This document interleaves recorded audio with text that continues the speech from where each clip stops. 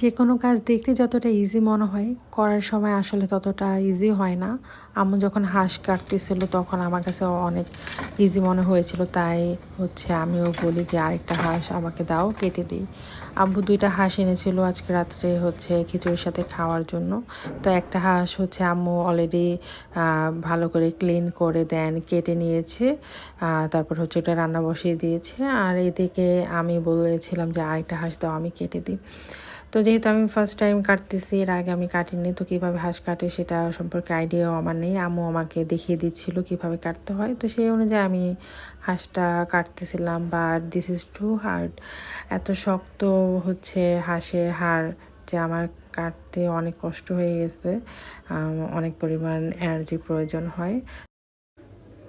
অনেকক্ষণ যুদ্ধ করার পর হচ্ছে ফাইনালি আমার হাঁস কাটা শেষ হয়।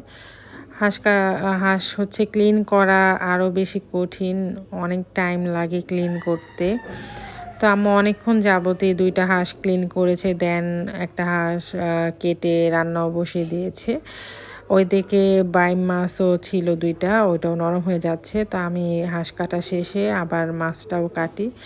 আর বাইম মাছ দেন হচ্ছে শোল মাছ, এগুলো আমি খাই না, কারণ আমার কাছে কেন জানি এইগুলার শেপটা সাপের মতো লাগে। তো ওইভাবে আমার আর কি ভক্তিতে আসে না খাওয়াটা। বাট এই মাছগুলো নাকি অনেক মজা, স্পেশালি বাইম মাছ নাকি অনেক মজার।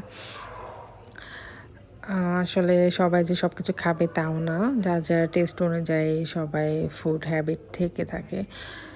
এই দেখেন, আপনারাই বলেন রাসেল ভাইপারের মতো লাগতেছে না মাছটাকে? এই ছিল আমার আজকের ভিডিও, আশা করি আপনাদের ভালো লেগেছে।